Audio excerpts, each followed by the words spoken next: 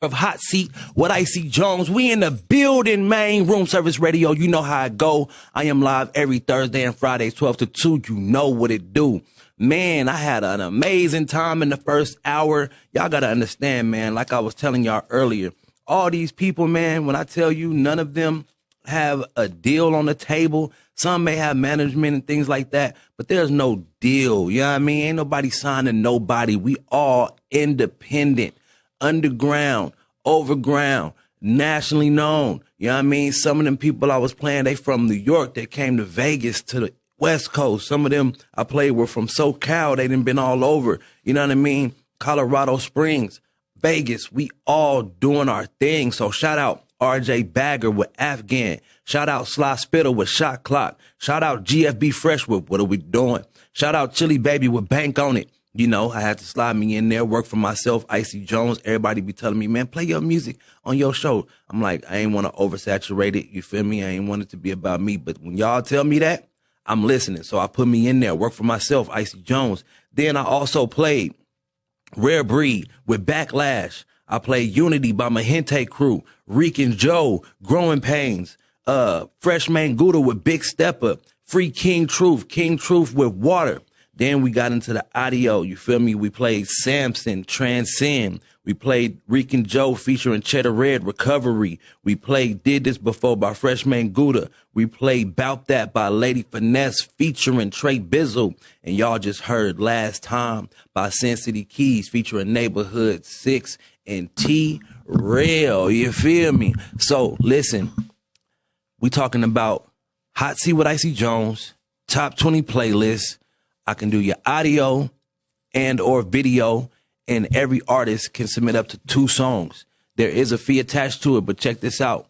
You literally get your royalties from your PRO, which is your performing rights organization. So trust me when I say we have to submit who we playing. You feel me? Entertainment license fees are real. A lot of these buildings out here, a lot of these venues where y'all performing at, you can actually put that in the system. You feel me?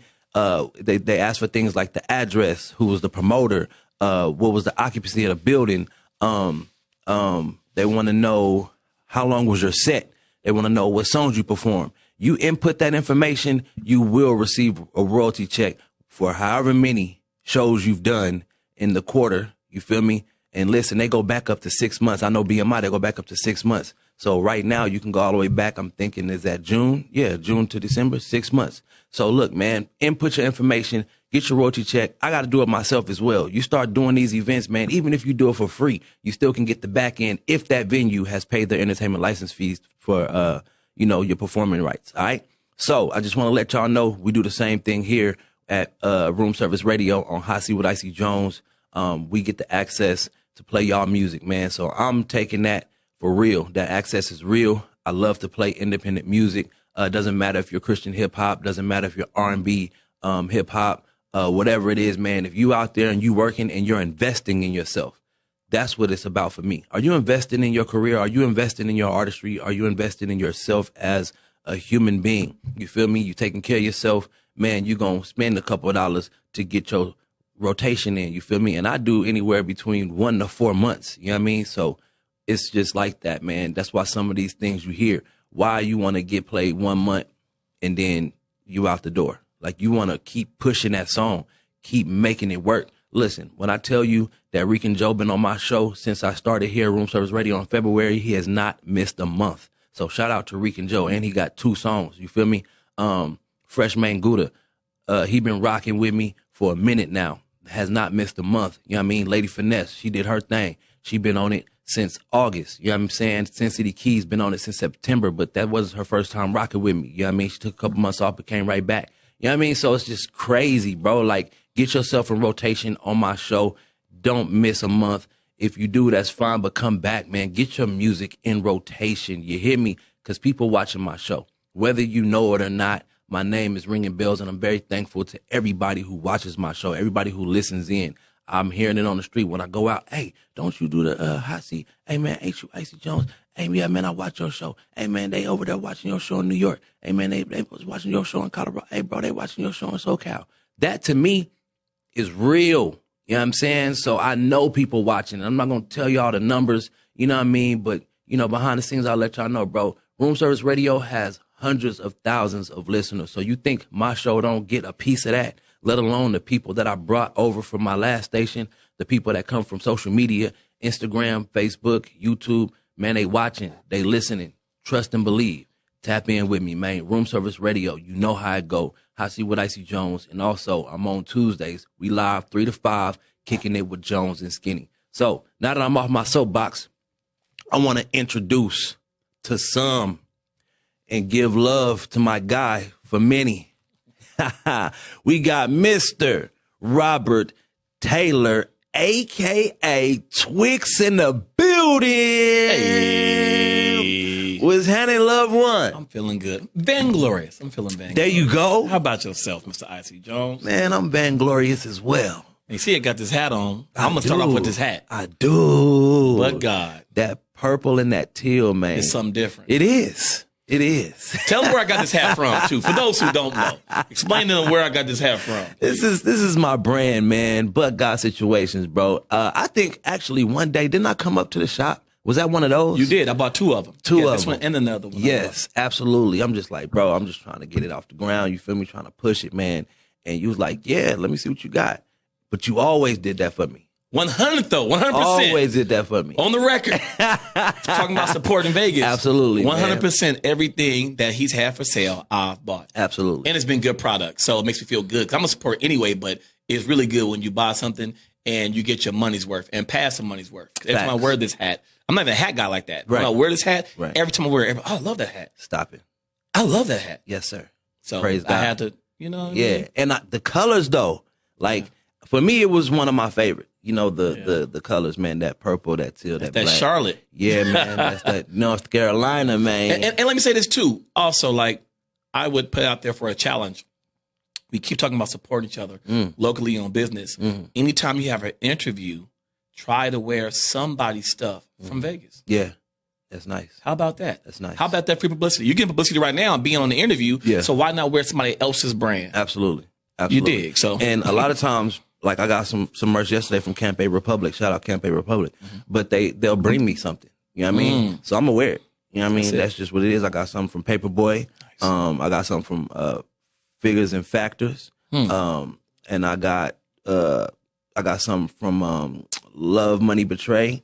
So like I got some. You know I see a hot seat fashion show coming soon. Hey, fashion and hip hop. I see that. There That's you why go. It's put out there. there. You go. And I'm gonna take it. I got it. Man. Yeah, man. We still ain't done an event, man. We got to do something. Yeah, we together, do, man. One day soon, man. It will happen. You grinding hard though. Thank you. You know what I'm saying? You doing something different right now. You've been pushing this campaign before it was even a campaign. Yes, sir. You've been speaking 10 years into existence for some time. Now, I remember one post you was like, one day I might be a pastor. I don't know, but I know my actual crowd will be there. My people who have watched it from the bottom to the top, they'll be in my service, right? In my in the church service or whatever, right? But the thing about it is it's gonna be different. It's gonna be, it's gonna be something that you can. I love the fact that we had those deep conversations. Yeah. So I had everybody. Everybody's not ready to hear that conversation. Yeah. But we've had that. So yes, sir, you're on point. That let me and know. you remember that too. I do. But that let me know, like, that But God hat, the merch, like, you didn't just buy it because of me. Like, it meant something. Aligned. You feel me? So before we get into it, man, what is a But God situation you've been in that you can express today? Whew. Something that come off the top of your head, because I know it's been many. Got you. On top of the head, man. I've been dealing with, a lot of close friends passing away. Oh my goodness. You know what You're I mean? right. Like really close. Business partners, like brothers to me, like people really close, and that's one of those things where you can really go into depression, and you don't want to be self-centered because technically you're sad about their family. Yes. Even though they're close to you, they have a blood family you're sad about. You know what I mean? Correct. But God, gives me the energy to where I feel like the things I'm doing now, I'm doing for them also. Okay. Before, my brother passed away a long time ago, 2003, so I did stuff for him and my dad. So now anybody who's close to me who passes away, I feel like my mission, they're all driving me still. So but God give me the energy. And they become ancestors. Right, to this. Because, energy don't die. No. It transfers, so that they're still here. Right. So we have to be able to acknowledge that and keep it moving. Okay. So, Twixx Yes, sir. is a serial entrepreneur, Okay. right? I'll take that. I'd say I'll take that. Now, my thing is, have you ever have you bought land, right? Mm-hmm. And built something from the ground up? So I haven't bought commercial land yet. Okay. I've owned 2 houses, technically 3, but I haven't bought commercial land yet. That's you could say my next project I want to do. Okay. And let me explain that to everybody also, because sometimes it sounds good to say things. Oh, but you need to buy the land, or you need to buy the commercial property. But listen, a loan for $1 million is average $7,000 a month. Okay. Right. So if you buy commercial property, right. So if you buy commercial property, that's $2 million. You're paying an average of $14,000 a month. 14. Right. Yep. And if you have 5 units in there, you got to divide 14 by 5 units. You got to hope that the people that are in your units are paying their rent on time so you can pay your mortgage. On time. Now, of course, in the long run, property go up and you can sell the land, the whole complex, and make a lot of money. Mm-hmm. But in the now time, I feel like I didn't feel secure enough to get a complex to where I was secure about other people's businesses to hope they pay their rent on time so I could pay my mortgage. You're depending on somebody else. Right. And I don't believe in that. So I want to be financially stable to where when I do buy commercial property, I don't have to worry about anything. Nobody has to be there. Right. And I'll be good. Right. So that's what I want to tell people. First step is buy you a house, or at least a condo. Buy you a house first to get in the game. Yeah. Get some skin in the game, get some equity. Yeah. And then when you get the commercial aspect, think about, are you able to sustain that by yourself? Okay. Okay. Yeah. My guy. Alone. And so this guy just said $1 million loan, which lasts how long? 30 years. 30 years. Yeah. $1 million loan. $1 million loan. You average pay about $7,000 a month. Average.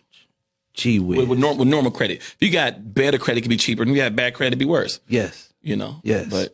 And is land easy or hard to come by? Commercial land, easy or hard to come by in Vegas? What you think? The prices. Okay, I have a new business that I can't announce yet. Okay. But across the street from my business, it's a small plot of land. They want $1.2 million for that. And it's super small. It's small. It might be in square footage. It might be 2,500 square feet. That's nothing in land. Right. And they want over $1 million for that. So land is going. Yeah. Land is going up. Going up. Yeah. So. Right. Yeah. Okay. Now you got the barbershop. Sir. How many you got now? Now, after divorce and after I got bought out by a couple people, I only have 2 right now. There's 3 Fata Malls. Okay. But my ex-wife owns a Fata Mall still. Okay. So I have 2 Fata Malls right now in Ivory Salon. Is that a good thing or a bad thing? The divorce part? Which part? No, being bought out. Oh, it could be a great thing. Okay. So one of the businesses, I was literally hoping it would get bought out. Okay. Right. And it did. Okay. Right. Because sometimes areas change and the people change in the area. Okay. And something that was very fertile 20 years ago might not be fertile right now. Right. So that was one of those situations. But the other one I never planned on selling. And this is the thing with business owners that most people don't talk about. Okay. If the owner wants to sell the property, right, the new owner has to acknowledge your lease still. Okay. So long story short, if you got 5-year lease right here, right, and the new owner buys it, they'll let you know, hey, I'm the new owner. Yeah. Your rent's still the same because they had to agree that before they bought it. Yes. But after your 5 years is up, they can do what they want. They can do what they want to do. Now, if they wanted to get rid of you earlier, they're like, listen, I know you got 5 years left, but we plan on knocking this whole thing down, which happened to me. Okay. We plan on knocking this whole thing down. And, what we could do is give you this right now. Yeah. Right. And what you know is like, dang, okay, I could say no and just wait it out. Right. But as a property owner, they will make it hard for you. Yeah. And the spot I did have, it got bad to where, it's unfortunate that people are homeless. But somehow that turned into the haven where they came to. Okay. And was all around it. And it was human feces in front of my barbershop. Yeah. So it was just going down. Went from a great shop to a bad situation. The police stopped coming. Yeah. you know, and the landlord wasn't helping out because he wanted me to sell to him anyway. Yeah. So I got to the point to where the barbers was like, man, we can't do this no more. Right. And I'm like, well, if y'all bowing out, I'll sell it. But if y'all want to stay and fight, I'll stay and fight. Right. But if y'all want, you know, so. Let it go. That's right. Because you had the one right across from UNLV. That's what I'm talking about. Okay. That's what I'm talking about. Knocked right down. I loved that spot. Knocked it right on. I loved that spot. It's one of my favorite barbershops. Barbershop and salon. And I have my used clothing store in there also. Okay. That was you. That was me. Brand news. That was me. Okay. So I had the barbershop, salon, and used clothing store in the same lot. Same. Yep. I had a few of my friends open their business over there and everything, but it just, man, once it got bad, it got bad. Yeah. You know, the hallway and the elevator. Yeah. You know, people were scared. It was all kind of crazy stuff happening over there. It's right across from the university. Yeah, but it's a lot of crazy stuff in that area. Yes, sir. It's right. So it went from good to, you know, worse. Yeah. Got it, man. And it's inevitable. He's going to, you know, get me out anyway. I had one more year left. It wasn't like I had 5 years left. Yeah. I had one more year left of my lease, and I know he wasn't going to renew my lease. Right. So, and I have to look at that, bro. Like when I see the barbers that own basically it's a license, right, to run a shop and have chairs and but you leasing. You know what I'm saying? How do you feel about the lease thing? Because that's how you have your ownership, but you're leasing. You know what I mean? So this how it works. Because do you win? No. Some people think you know what I mean? No. You could win. Let me give you an example with clubs because it's a correlation. Look at you. I've owned a nightclub, supper club. Okay. Right? Yeah.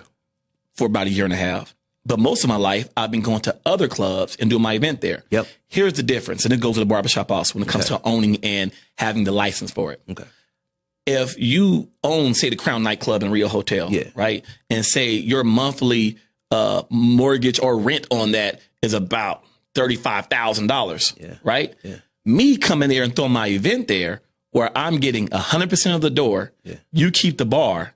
I had 1,000 people come at $25 a head. $25,000, pay the DJ, pay for all the advertisement. I could leave with $17,000 in my pocket, right? All good. I don't own it, but I made $17,000 in four hours. Right?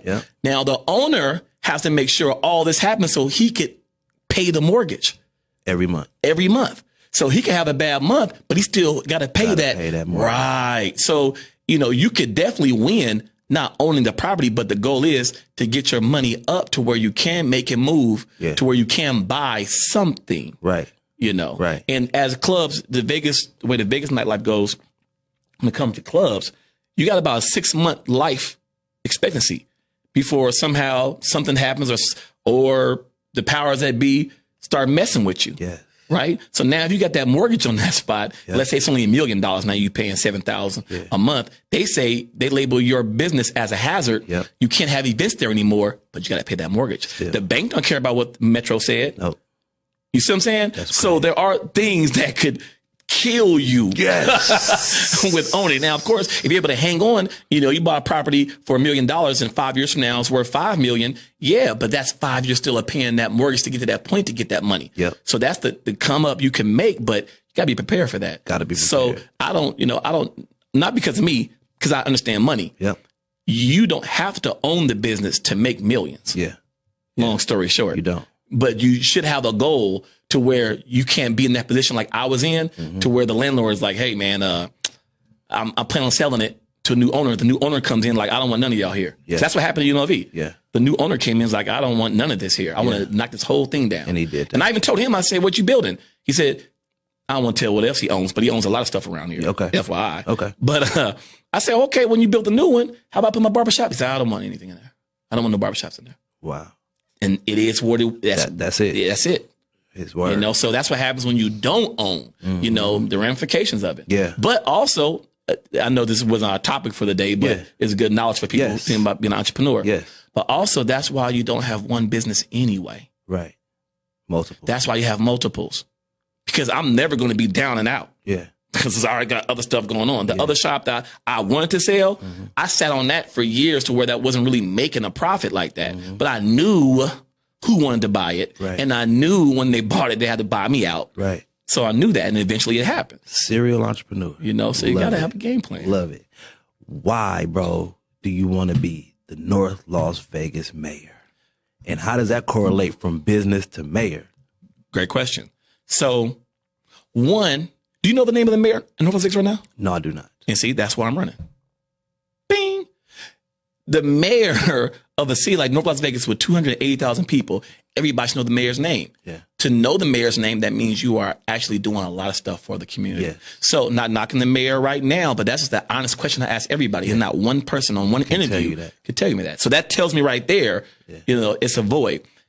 I'm running because like my whole, I want to say slogan sound like you're trying to sell somebody, but my platform is the right leader for community, commerce, and change. Okay. Community, for those who don't know me, I'm a community activist. I've been in the community for years doing things for everybody from all races, all ages, from older people to kids to homeless.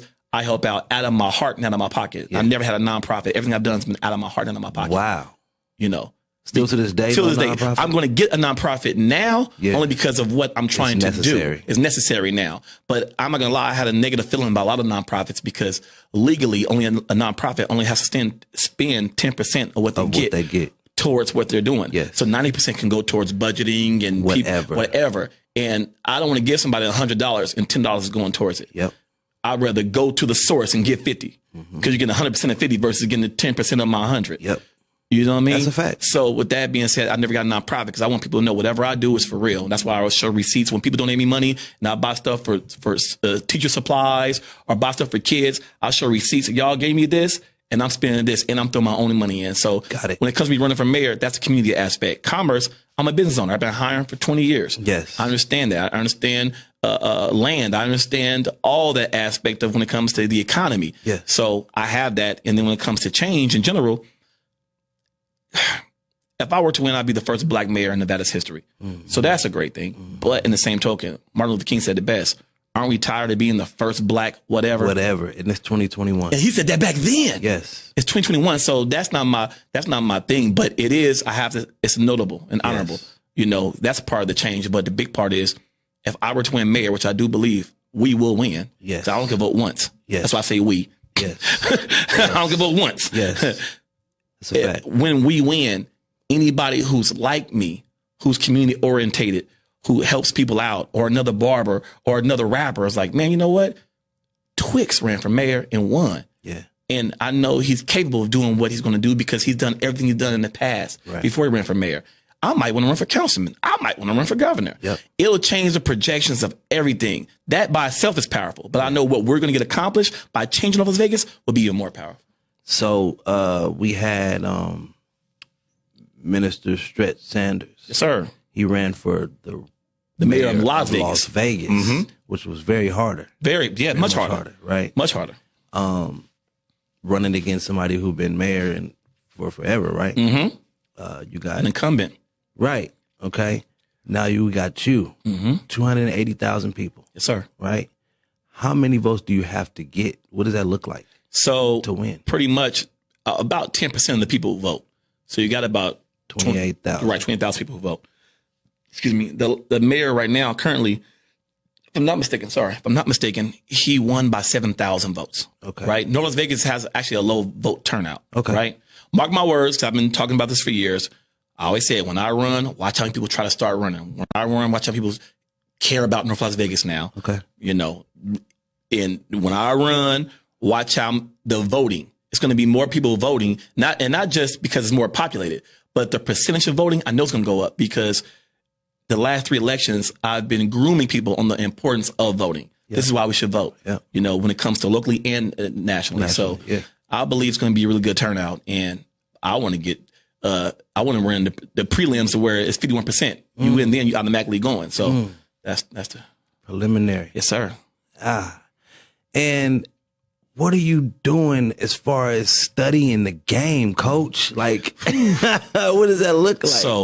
So it's also, I love learning. Okay. And I've talked on a one-on-one, like me and you was talking, to about 45 people who are either past politicians, currently ran campaigns, or helped out somehow in politics. Yeah. And I'm getting so much information, and the business aspect of running is something else. Okay. And I love it. I love learning, but I'm like, wow, is really big business. Yeah. And I found out in that I remember I told somebody who was, giving me advice, and I said, I'm running to win. And then I said, everybody's running to win. And he's like, nah, everybody's not. Nope. So what you mean? He said, some people runs for business. Yes. To get their name out there. Yes. I'm like, for real? Yes. He's like, yeah, some people know they're not going to win, but they know after they run, their name is bigger. So then they might get a better job, or they might be under the person who won.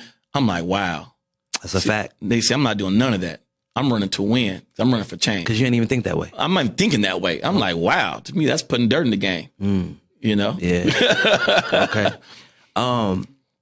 You need some bread. Yes, sir. Man. Donations. Shoo. Right? Yes, sir. I found that part of the game out too. Go ahead. Okay. So why do they raise money? Okay. What is it for? Like, why are they raising money?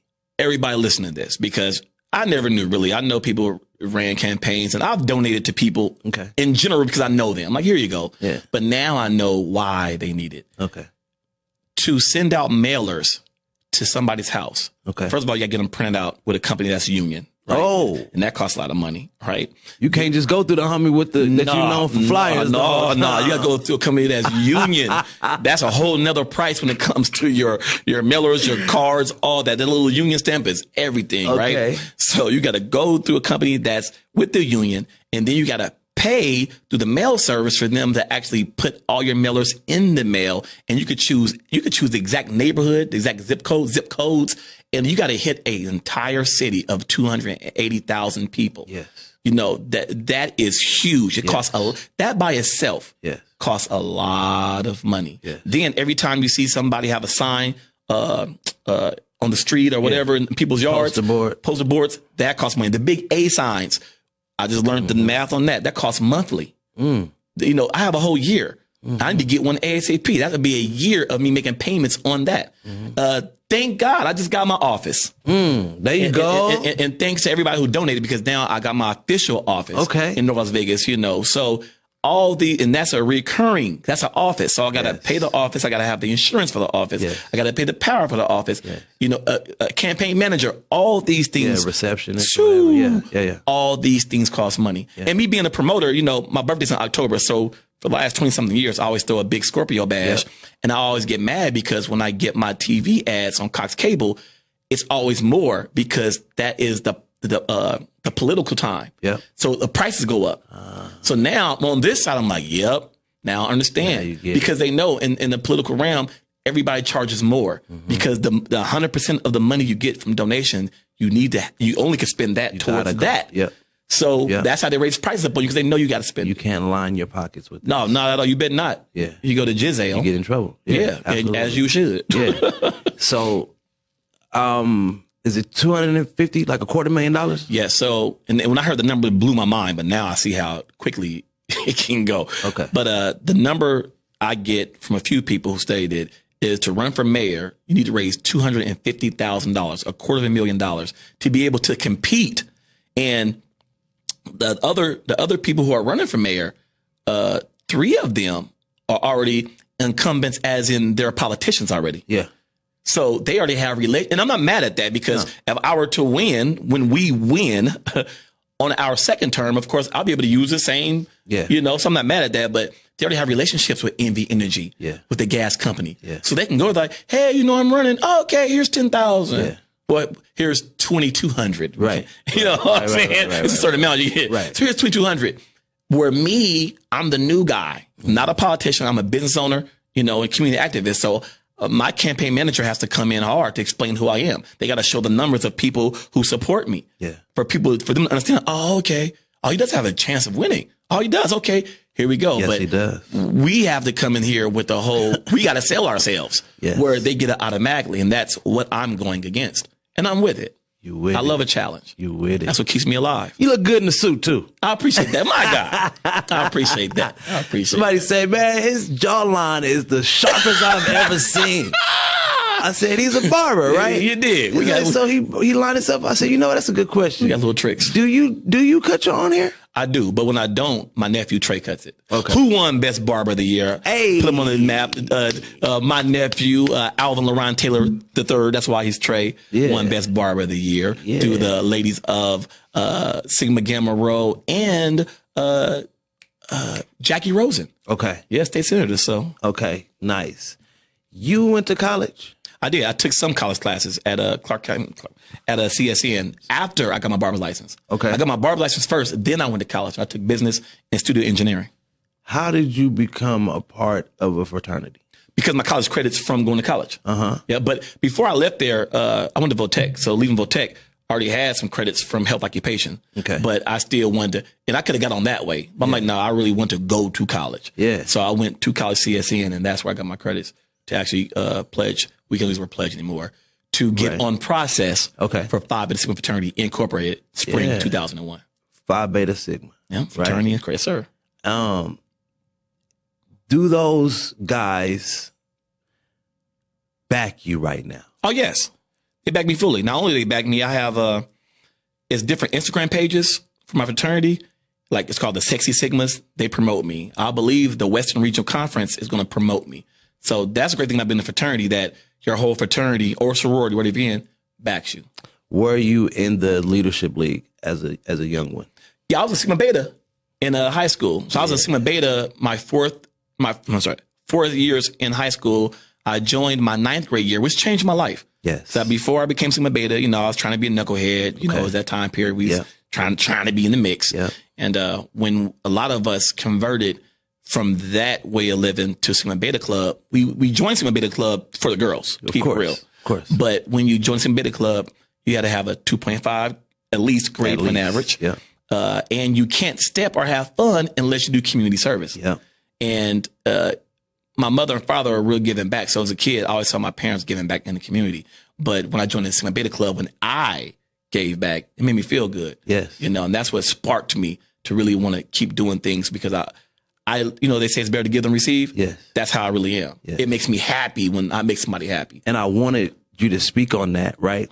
Because that means this stuff been with you. Right. The community, the commerce, and the change has been with Robert. Yes, sir.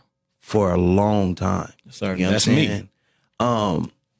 But what makes you different than any other? Because hip hop and politicians, we don't really. Yeah.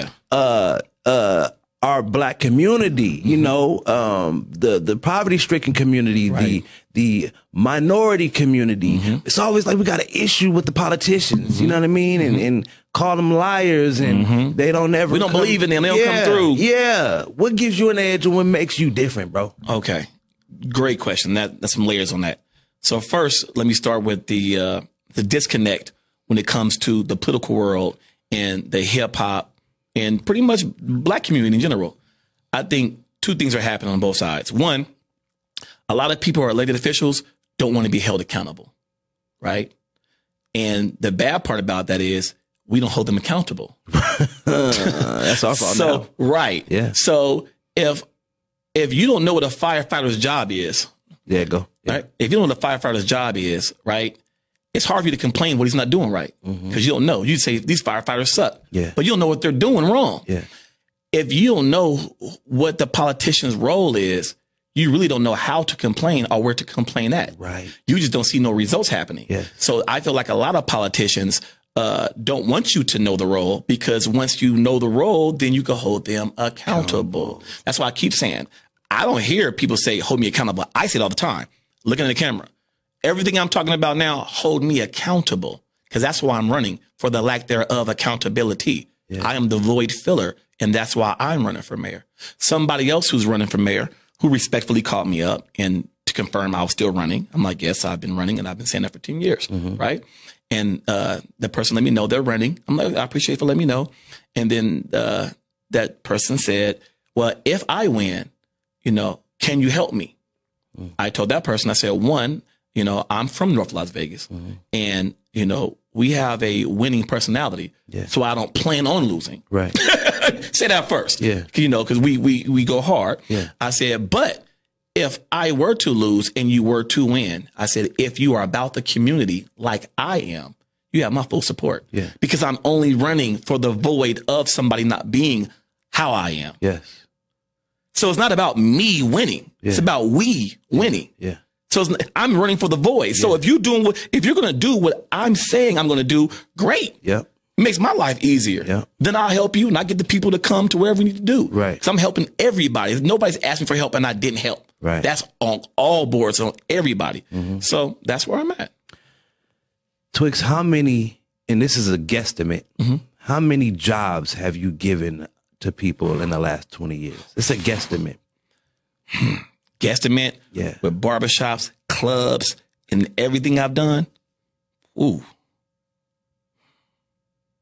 Probably like 300. You gonna be modest? Probably, I'm being modest. Because the clubs itself are hundreds of people who've made money because of my events. Yes. So yes, a lot of people have gotten jobs. 20 years, let's go to barbers then. How many barbers have you hired? Probably like 70 or 80. Yes, that breaks the number even way more higher than 300. Yeah. Yes. Being humble over here. The reason I ask, bro, is because that's commerce, right? Yes, sir. That's commerce. You have allowed men and women to feed their families with their paychecks, their tips, what they get under you. You know what I'm saying? That is big, bro. And that was alone 70, 80 people. You know how many people come up under them? Right. You feel me? Right. And then how many people get up out that chair excited that they got they hair done, they face done, whatever it may be, bro. You change a lot of people's lives and you continuously help make people happy. Thank you. You know what I'm saying? So that's like community in general. And let me add to that. Now, we thinking that way. Yeah. And not only those jobs, and a lot of them are careers, I've helped barbers and beauticians open their own shop. Which then helps another 70. Right. Here's my thing for anybody watching this. Not say anybody, for all the people watching this. Let's use your words correctly. You're not a boss until you help create another boss. Another boss. If you're a boss and you haven't created another boss, you're not a boss. You're a bad manager. You're not a boss. So once again, me helping somebody be happy or helping somebody get to the next level helps my own energy out. Yes. You know, absolutely. And it makes me feel good. I'm like, wow. Huge. Leonardo Shelton came from under my barbershop. Now Leonardo Shelton got like 5 barbershops, his own construction company. Like Leonardo Shelton is doing it. Yeah. You know, and he's helping other people. He just sold one of his shops to somebody. If it was like publishing, you'd be 10-20% to death, boy. And I don't want the percent. God see the percentage. You know what I'm For real. All right. So how do you take your past experiences, man, from a barber, from a business owner, from all the things we're talking about giving back? How do you take all of that, bundle it up, and put it into mayor? Here, great question. So to me, like when I'm cutting your hair, right, in that 30 minutes, whatever, you're my boss because you pay me. Okay. Most barbers don't think that way. Yeah. They think, you know, I'm the best barber, whatever. Right. To me, I'm only good as a person paying me. Okay. If I were mayor, I feel the same way. So, like I said, I only can vote once. So if I were to win, I only won because you voted. Yeah. So that means you're my boss. So now I have 280,000 bosses. Yeah. And the same way I treated my barbershop to respect you because you're my boss is the same way as a mayor, I respect you and treat you as my constituent. And I feel like a lot of elected officials don't think that way. No. They get it. You don't see them no more. No, you're going to see me still because you got me here. That's one thing about me. Another thing, me being a promoter for years, I am a professional promoter. Done over 2,000 events legitly. I know how to get people to come somewhere. I know how to put the information out. When you have a campaign, the big part of it is promoting. And let me say this with my chest. Yeah. I don't believe there's a campaign manager out who can give somebody the actual ingredients to promote harder than me. Yeah. Because I've been doing that. Yeah. You know what I mean? Absolutely. And so I'm taking my expertise of being a promoter and coming up with different ways to throw campaign fundraisers, different ways to explain. I'm going to do a thing called Twixx Talk on my Facebook to explain the roles of different people in government so you know what to expect. And I'll explain certain things that happened in the past. And this is why we ended up with money over here and not over here. So now you understand it. And that's what they don't want to teach us. They don't want us to really understand that because we're quiet. We just complain. Okay. All right. I love it. But let's go. This is my thing, right? The one thing, all right, you have to have a campaign manager. Yes, sir. We don't have to, but it gets necessary. Right? Yes, sir. you have to now embed that into someone else. Yes. Right? Yeah. Do they have to be a part of the politics? Do they have to be in it already to be your campaign manager? Kind of like the union stamp on the flyer. Right. So this is how I feel right now. Right now, I have a few people who I could choose as my campaign manager. I haven't chosen an official manager yet. I might have management. Okay. Right. My big thing is putting people on. Mm-hmm. There's campaign managers out there who are known campaign managers, and that's good. Me being a first time person running in politics, they say, well, it's good to have a campaign manager who's done it before. Right. On the same token, I believe we're going to win. Right. And whoever's my manager, they'll be part of history. Yes. Because they'll be like, I'm the one who managed the campaign of the first black mayor in Nevada. Yes. And then look what this mayor is doing. Yes. So I'd rather help somebody get to that point who knows about politics, who isn't okay, yeah, we know him, we know her, we know him, we know her. So that's why I'm trying to figure out who I'm going to have as my campaign manager. Because I have a whole team. Yeah. The management is the last thing I'm choosing because that's one of the most important things. You're okay with having a rookie team? I'm okay with having a rookie. I'm a rookie in this aspect of, right? But I'm a professional when it comes to promoting. Yeah. And everything, I'm a professional in everything else. Mm-hmm. So I'm okay with a rookie long as they're able to do the due diligence and find the information. Every campaign manager at once wasn't a campaign manager. Right. Like when people are like, wow, you're running for mayor, Twixx. Oh man, that's so big. Oh my God. Mm-hmm. I appreciate it. But guess what? Everybody who's mayor now wasn't mayor before. Right. They were something else. At one point. You know, and if you look up their background, you know, like what did they do before they became mayor? Yeah. How much community service did they do? How many businesses did they own? Yeah. How many people they help hire? Yeah. What did they do? I already have that solidified. Right. So the next step is to take the next leadership role. What does a mayor do? Great. So a lot of people don't know. Like when people ask me, like, what are you going to do with the school district? A mayor has no governor over the school district. Yeah. That's the governor in the school district. Yes. Right. A mayor is part of the council. So you could say the mayor is pretty much the lead of the council. So you might have 5 in the council, you might have 6 in the council, but the mayor is still a part of the council. When it comes to planning and zoning, the councilmen, is that what you saying? Yeah, the councilmen and councilwomen. Yes, okay. On the council. Okay. The mayor is a part of the council also. Yeah. So the mayor has a vote too, but the mayor has, you could say, the highest vote. Right. And the mayor also could help out, can appoint people to do certain construction jobs, which is very important. Mm-hmm. And you got to take a city of North Las Vegas where it's 33% Hispanic. Mm-hmm. It should mirror the people doing construction who live in the city. Mm-hmm. If it's over 20% black, it shouldn't be less than 2% black doing these construction jobs, getting these construction bids where they're making millions of dollars. Yes. Every time you see an orange cone, that is millions of dollars. Say that twice. Every time you see an orange cone, that is millions of dollars. So you need to have somebody in position to be like, to keep it fair.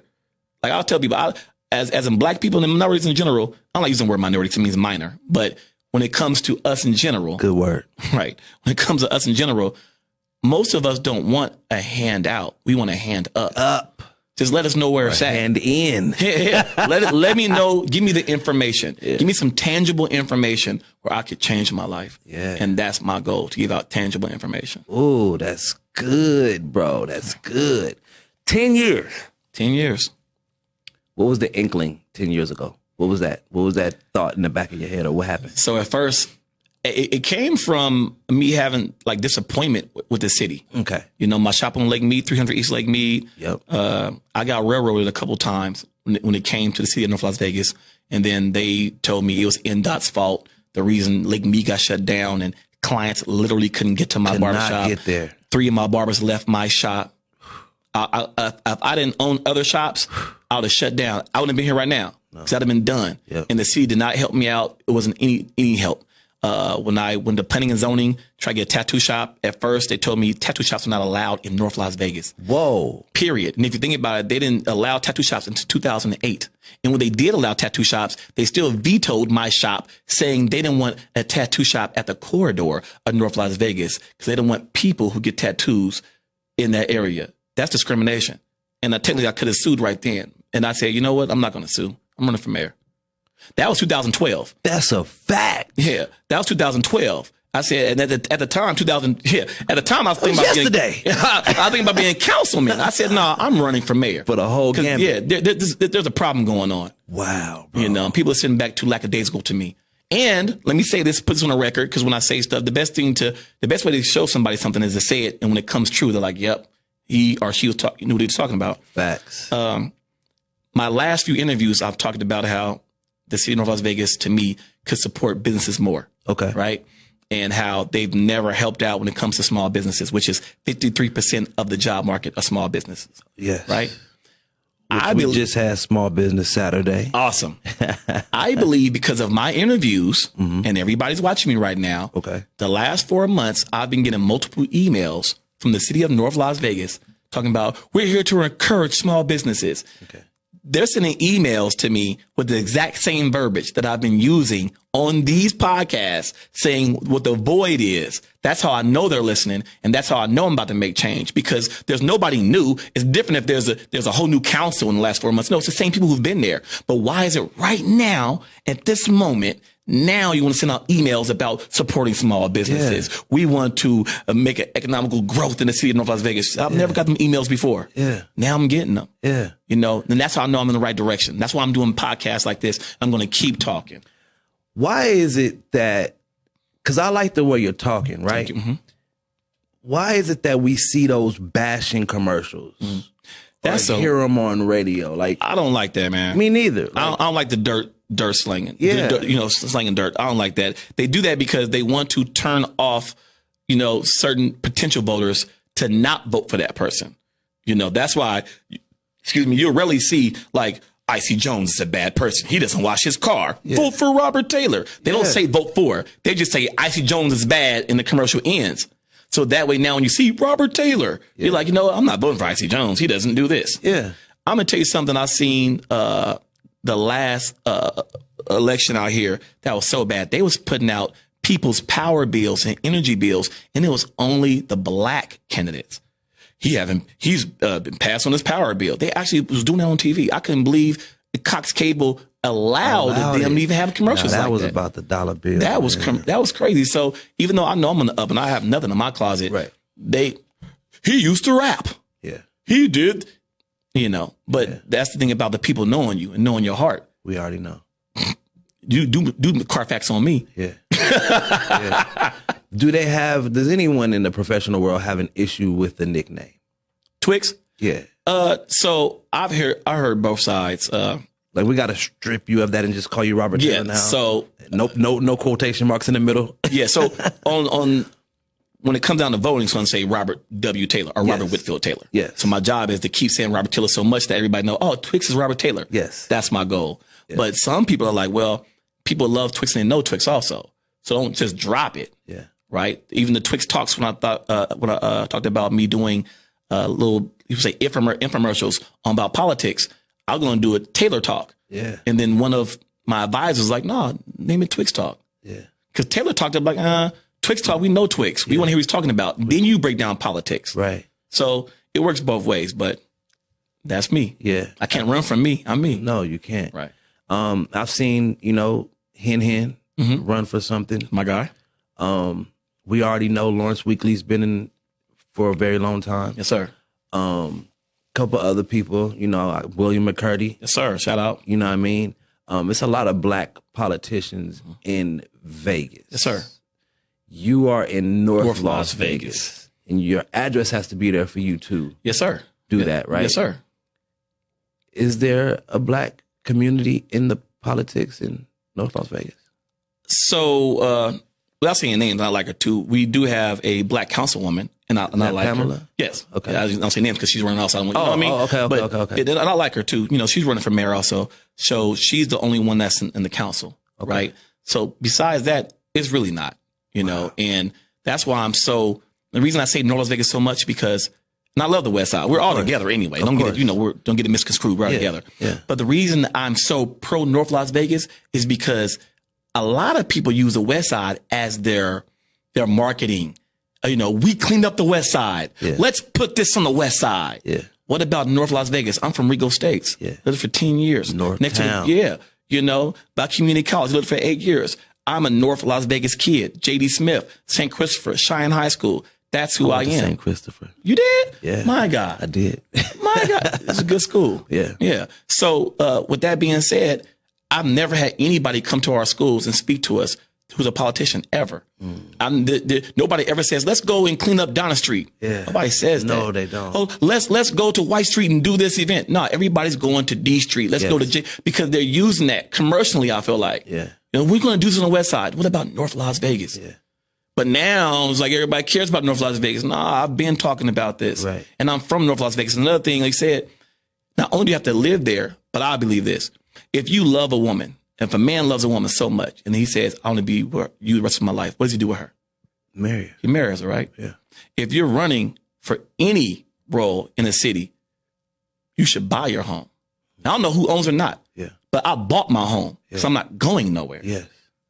See, a lot of people get a house to rent, and then when they come to run, they say, oh, this is my address. If they don't win, they move somewhere else. I'm not doing that. Yeah. A seat came open a few years ago, right, when something happened. Yeah. And I got a call from an influential person who's in politics. It was like, hey, Robert, a seat came open. We know you can win. You should run right now and get it.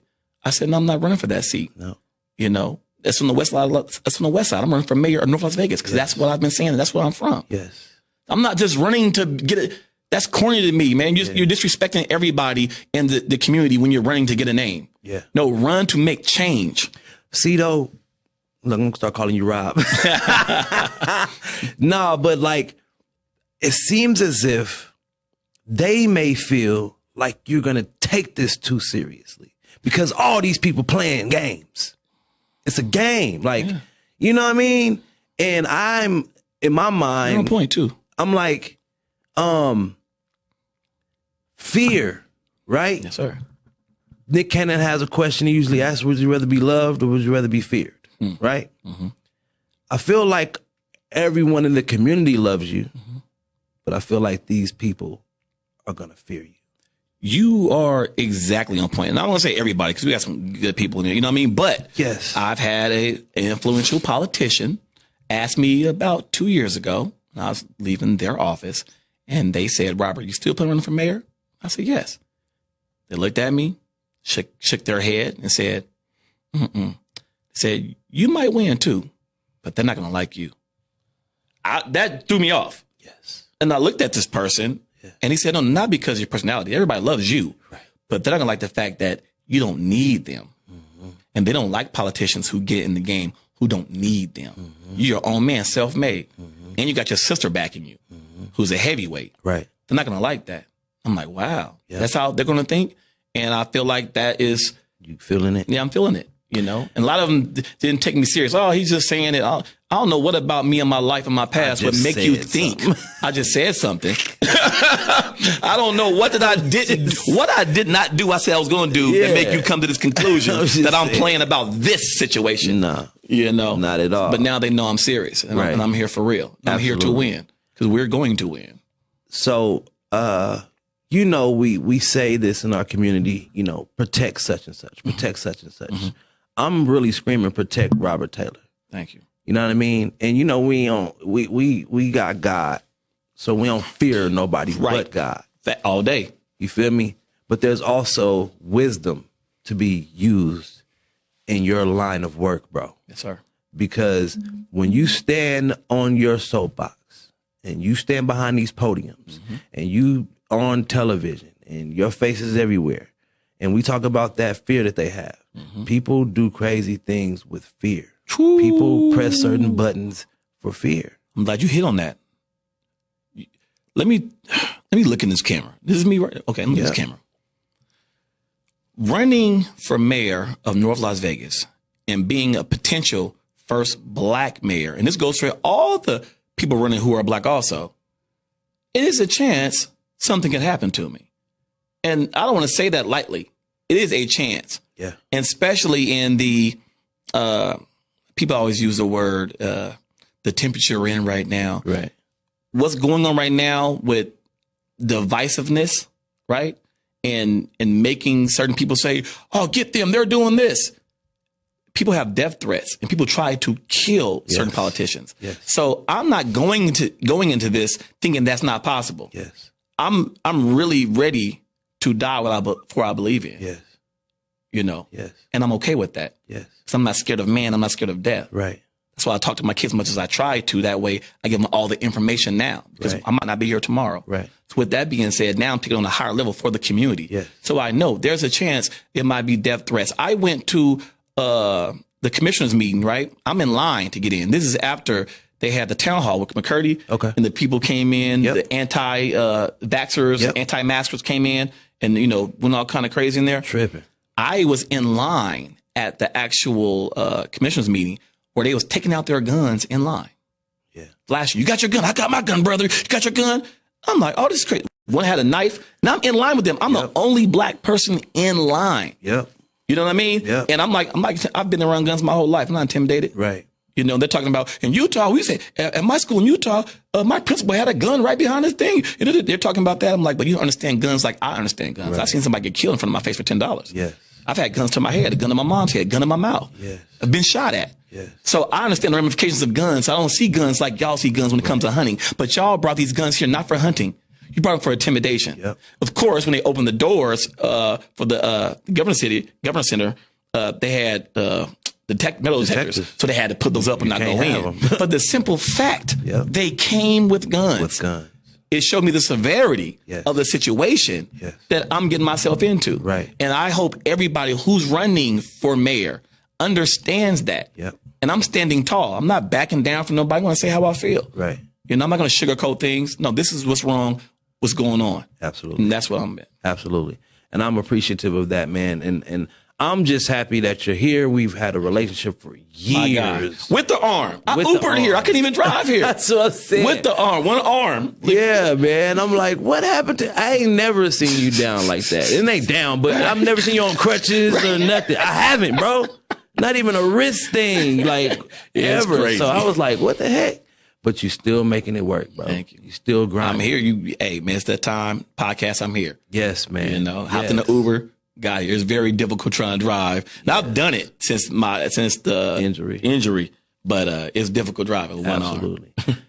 That hat, man, is amazing. So at the end of the day, we got Robert Taylor in the building, aka Twixx in the building, man. So much has been expressed today. I'm very thankful for the sit down, man. Is there anything that we didn't touch on that you want to speak to the community that's watching or that's going to watch the replay? Awesome. You know what? Let me add to the thing I told you about when I was in line, this flashing guns. Okay. Because I didn't get to the part that made me realize something different. Okay. When we did go in there and they let us in, right? A lot of the people who were in line, who were the anti-maskers and who were anti-vaxxers, when they did go up and speak and say their piece, right? A lot of them were just scared. You know, so outside I went from trying the fear. Yeah, the intimidation. But inside, they literally had their kids with shirts on that say, I'm not wearing the mask. Yeah. But at the end of the day, I feel like everybody just wants to be safe. And most people want to live. Yeah. And most people want to be happy. Yeah. And it's just the things in between to make them feel what makes them happy is what causes other people's grief. So with that being said, you know, I looked at a lot of them differently after they spoke. I'm like, oh, wow. And I just, it polarized the whole situation for all the people I see on the news who you think, oh, man, he's ridiculous. Oh, she's ridiculous. How'd she think that? But when I saw them literally crying, saying why they don't want to wear a mask and they feel like the government's taking their stuff away from them. Yeah. As a black person, it's hard for us to have sympathy and empathy when we have so much taken away from us. Yeah. And there's no reparations or anything. Yeah. Right? Not only the old reparations, I'm talking about any reparations on anything. Anything. Right? Yeah. We went over 400 years of slavery and no reparations, but we went 3 weeks without working and got a government check. You know what I'm saying? Straight up. Because of the pandemic, like it's crazy, right? Yeah, absolutely. But with that being said, Absolutely. I want to say this. I believe it's good in everybody. Okay. That's why you got to have the right leader to understand everybody, have sympathy and empathy for everybody, and tap into people's understandings. And that's why we have 2 ears and 1 mouth to listen more than we talk. I'm talking a lot now, but when I sit down with people, I'm listening. Yeah. Because how can I understand about the Hispanic community without talking to the Hispanic community? Right. Besides talking to them, I could just say, I think that's what they need, but that you're being arrogant. How can you think what somebody else needs and you're not them? And you ain't even spoke to him. Right. I need to speak about women in jobs and women in contracted jobs. You know, how many women are doing contracted jobs. Yeah. These millions of dollars they're not getting. Yeah. You know, so That's real. I'm here for everybody. It's not a black thing. It's not a It's a North Las Vegas thing. Yeah. If you're in North Las Vegas, I'm here for you in general. I want Community. I want you to buy a house. I want you to get equity. I want you to put your kids in college or whatever trade. I want you to have a great life. That's why I'm here. And that's why I'm running. Absolutely. You know. Where, okay, first, when is the voting? So it's November next year. Okay. Yep. So November next year, that's when the voting is. My website you can go to right now. It's finally up. It's Taylor4LVmayor.com. So that's Taylor4NLV. Mayor. Taylor4NLVmayor.com. My Cash App for, if you want to donate for the Cash App, it's RT for Mayor. Okay. $ RT for Mayor. Or if you go on my website, everything's on there. Everything's there. Yes, sir. And that is Taylor4NLVmayor.com. Yes, sir. .com. And the MLK parade, I'm going to say this without giving them too much juice. The MLK parade, the Taylor for Mayor team, we're coming hard. Smacking. We're coming hard. They're going to know we have arrived. Indeed. So right now, that is approximately 10 months you got? Yeah, about 10 months. Yeah. Now. Yeah, man. Got to go hard. Yeah, man. And the donation, like we talked about earlier, that is needed. Like one of my clients, I didn't go to the shop, but they text me $5. It's all I can do right now, and he's in college. Man, thank you. Yeah, absolutely. Every dollar counts. Yeah. You know, you can't get to 250,000 without $1. No, you can't. You got to start with one. You can't. So everything counts. When is your next donation campaign gathering? Got you. My next one, I'm doing a small intimate one at my sister's house. Okay. On the 12th of December. Okay. But after that, I'll probably do another one at Echelon. But I plan on doing a tour. So Cork and Thorn, Sugar Daddies, all these small businesses that we have that are prospering. I want to do an event at that business to, one, promote small businesses, promote them, and do my campaign there, and give people a chance who haven't been to these locations yet a reason to go. Facts. Oh, I haven't been there yet. Well, come here for this. Come to Level 1. You know, come to Mr. Fry's. Come to Hamburger Hut. And I'm doing an event there. So that's the plan. And I will have it on my website, a calendar. Okay. So we're just going to keep up with your social media? Yes, sir. Do you have now a mayor social media? Or I do. Okay. I do. So thanks for asking. Yes, sir. On my Instagram, it's Robert Taylor 4NLV Mayor. That's number 4. So Robert Taylor 4NLV Mayor. Okay. That's on my Instagram, and that's my Facebook. Okay. I just made a Twitter. I haven't done nothing yet, but I think it's Taylor 4NLV Mayor on Twitter also. Okay, cool. I plan on doing some cool stuff on there. Yeah, I got Twitter. I got.